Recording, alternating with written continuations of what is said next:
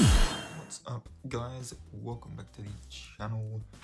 Today's video is Independence Day, 4th of July.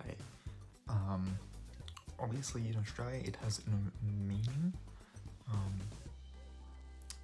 but you watch, we will twist this into a thing. So obviously in America, 4th of July is when they, it's their sort of national day.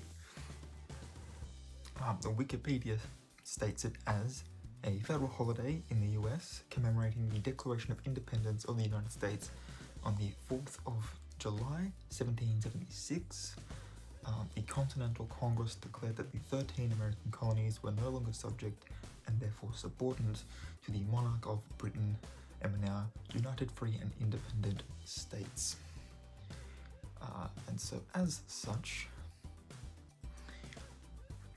that being a sort of day that they became a republic, which they are, that being the case, and since Australia has not yet followed suit, despite so many similarities to American culture, we are going to have a look to see whether or not there are any benefits for Australia in becoming a republic. Now, I have managed to find arguments for both sides, so the links below will be for our two sides, and obviously quoted Wikipedia, so it's not that hard to look up 4th of July or Independence Day on Wikipedia. Now this first one is actually the Australian Monarchist League. So these are people that want us to continue being part of the constitutional monarchy that we are in. They've got a very long-winded answer, so we're gonna just dive into it and read it to you. So the question that they've posed here is, are there any benefits in becoming a republic? Now remember, these guys are the monarchists, so these are the againssts. So their answer to that question is, there are no discernible benefits, as we already have a good system, as good a system as is humanly possible to devise, but the answer below will address some of the points which Republicans believe. Republicans often say we want an Australian for head of state, but in fact this is already the case. The Governor-General appointed by the Queen on the advice of the Prime Minister is the Sovereign's representative and is an Australian, and whilst in office is effective head of state of Australia. It's important to know that once the Governor-General is appointed, the Sovereign steps back from all active engagement in day-to-day affairs and leaves them to the Governor-General. She is, I'm assuming the she in this case being good old Liz, however, regularly updated by the Governor-General's office as to what's going on, and thus is aware of all the major issues affecting the country. Although the Sovereign appoints and can dismiss the Governor-General, it's always done on the advice of the Prime Minister. The Queen serves the people by accepting the majority opinion, those who voted for the government and thus the Prime Minister, but equally protects those who did not. The monarch makes no distinction between peoples of a realm. Republicans want Australia to be completely independent of the UK, but this has definitively been the case since 1986. The UK has no involvement with the Australian government at all. Australia is entirely independent. The fact that we share the body of the Queen with 15 other realms does not mean that our crown is not independent. Yes, our history has been heavily influenced by Britain, whether that be our law and order, our parliamentary system, the checks and balances inherent within constitutional monarchy, the Christian basis of society, but these have enabled us to remain a democratic beacon to many in the world. Becoming a republic would negate much of this. Republicans want either an elected or appointed person as president. Were Australia to follow this model, then we would immediately lose all the neutrality which our monarchy gives us. The Queen as sovereign is the people. She did not campaign for or influence affairs so as to gain office, and thus she represents every member of society. A hereditary monarch serves all the people all the time. No Republican model can come near this. We would also lose the intangible historic link to our founding in the late 18th century. Some would argue this is a good thing. We need to remember that it was British colonisation that was the source of and continued to be an influence on the enslavement and the kidnapping and the whitewashing and the erasure of our native people's culture and history.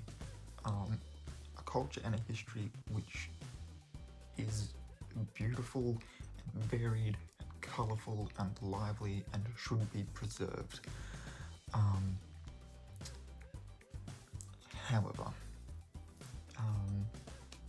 it's our past which has made us the nation we are. The links connecting the past, present and future are inescapable and necessary to a country which is comfortable with itself. It's not a natural step to, as Republicans claim, to become a republic and close the circle. I'm putting in their inverted commas where they're putting in inverted commas. Our monarchy contributed hugely to our past and present success and will continue to do so in the future. We are part of an ancient yet outwardly modern continuum of monarchy which has rich traditions, and we are part of a family of similarly libertarian nations which, although independent of each other, share the person of the Queen as their sovereign.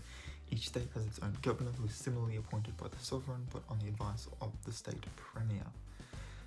The states and their independence are integral to the smooth running of the constitution. The checks and balances of monarchy apply as much as the state level as at the federal. Decentralisation makes for greater accountability. Were Australia to embrace republicanism, we would gain nothing but lose much. With our system, we are in the forefront of free countries in the world, most of which are monarchies. This is no coincidence. There is no better model of government for keeping ultimate power away from the unscrupulous than a resilient constitutional monarchy. It stands to reason that if we are to remove what we have, we must replace it with a better system which is more effective in keeping politicians from abusing their position. No proposal which betters what we have has been put forward. That's their answer. That's the Monarchist League. Australia does, however, have waiting for the page to load, a republic movement. We've got the Australian Republic movement, and this is our 4.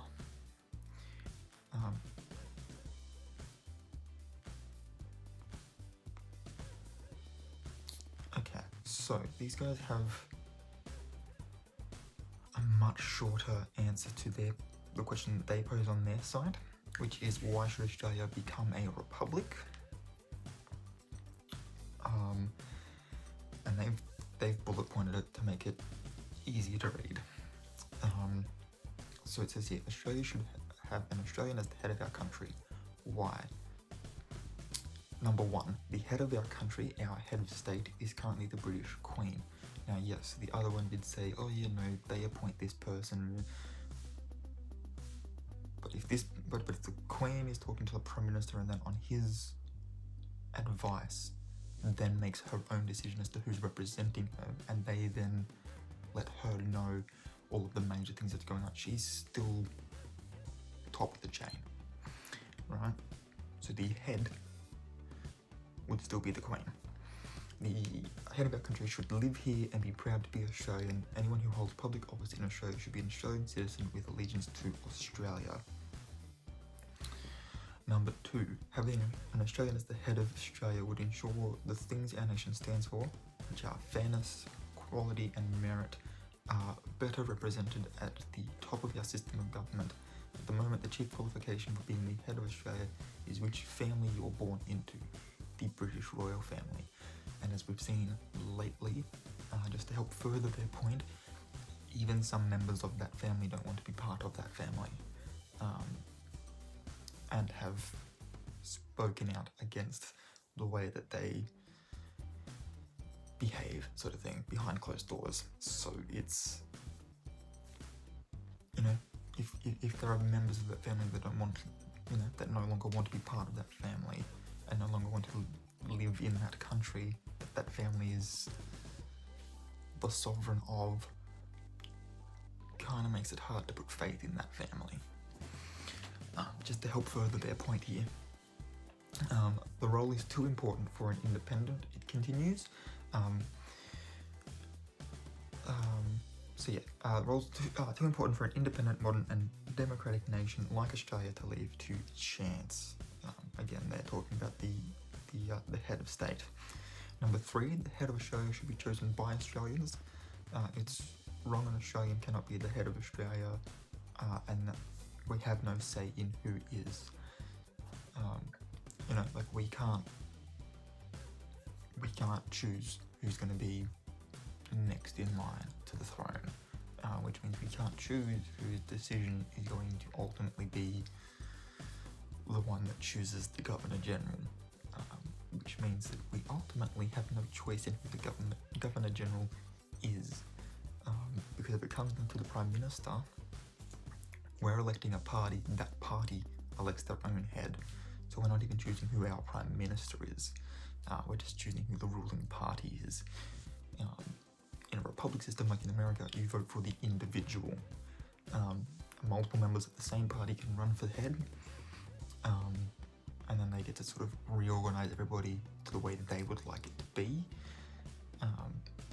And for this side of the argument, there are definite points for. And their fourth and final point that they've got here is that Australia should be fully independent. It's not right for Australia's democracy to be subject to a foreign monarch, which it is. That is purely a fact.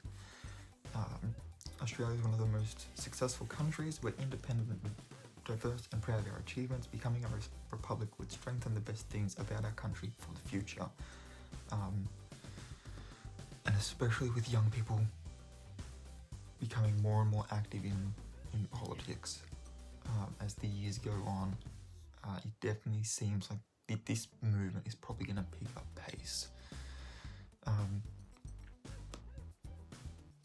Now, there are a bunch of other questions on the republic.org.au FAQs. What have we got here? We've got what's a republic, who's the head of Australia, how will an Australian president be different to other presidents around the world. Might actually check that one out in a second. An Australian republic above politics, it's about the nation.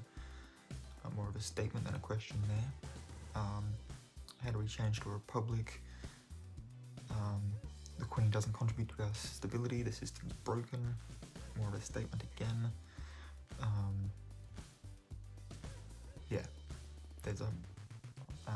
There's one here that says about multiculturalism. Why doesn't Parliament just vote on it? Etc. etc. Then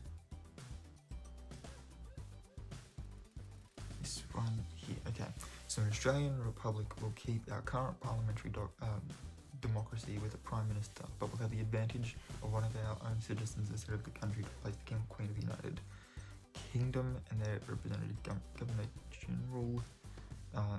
This is the kind of republic that works well in countries like Germany, Ireland, Finland, Iceland, Austria, and India. So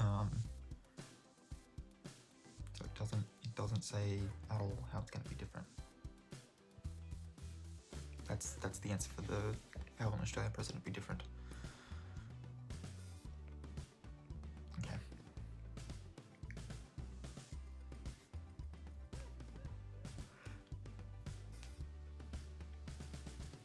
But yeah, so there's a bunch of questions on here. The one where it's like, is it about multiculturalism? They've got a few short paragraphs here, and the first one simply states, in a way, yes, becoming a republic is about declaring our unity as one Australian people and sharing our allegiance to our fully independent Australian nation whatever our cultural and linguistic background. It then continues with an Australian Republic will honour and respect our unique Australian identity, drawn from people from all around the world, and ensure that the head of Australia is not chosen on the basis of ethnicity, royal privilege, or place of birth. Every Australian should be equal in our democratic society, which is, again, true. For me, the biggest part would be being able to actually choose which candidate should actually become the head of state, rather than which party. Because you might agree with some, the party as a whole, but one member might be like, okay, of the things we focus on, this one needs to be the main draw card. And that might wholly align with a majority of people. So to be completely honest, I'm sort of still on the fence a little bit, but leaning towards, this could be a good idea, sort of a thing. But let me know what you guys think in the comments down below. If you're new here, please hit the subscribe button and that notification bell if you want to be notified when I upload new videos. If you liked this one, give it a big old thumbs up. Links in the description down below. And until next time, guys, keep your head screwed on.